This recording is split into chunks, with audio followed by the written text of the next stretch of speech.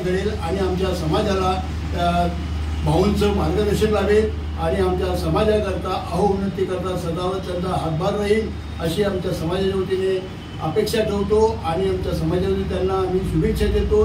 अजून लवकरात लवकर त्यांनी जिल्हाधीशपद गाठावं ही आमची गाडगे महाराजांची प्रार्थना आहे। लाईव्ह न्यूजचे संपादक आमचे छोटे बंधू संतोष भाऊ शेलोडे यांना 23 तारखेला पुणे येथे पत्रकार परिषदेमध्ये माननीय गळते साहेबांच्या हस्ते भुसावळ तालुका अध्यक्ष हे पद बहाल करण्यात आलं। त्याबद्दल आम्ही समाजातर्फे त्यांचं अभिनंदन करतो आणि त्यांना पुढच्या वाटचालीकरता शुभेच्छा देतो।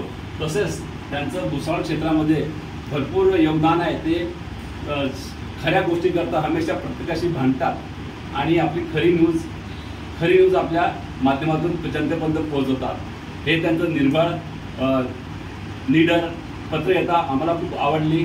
त्याच्या अनुषंगानेच त्यांना तालुका अध्यक्ष झालं ही मी अशी ग्वाही देतो आणि पुढे सुद्धा ते याच्यापेक्षा जोमानं काम करतील आणि जिल्हाध्यक्ष पटकतील मिळेल त्यांना अशी मी आशा करतो आणि समाजाला मी खूप खूप शुभेच्छा देतो पुढच्या वाटचाली करता। समजून माझे सर्व समाज बांधव, माझे मोठे बंधू संतोष भाऊ शेलोडे, खानदेश न्यूज चॅनलचे मुख्य संपादक, आज आम्ही महाराष्ट्र राज्य परीट ढोली सेवा मंडळ व श्री संत गाडगे महाराज परीट ढोली सेवा संस्थेच्या वतीने आज आम्ही सर्व पदाधिकारी त्यांचा सत्कार करण्याकरता आलो।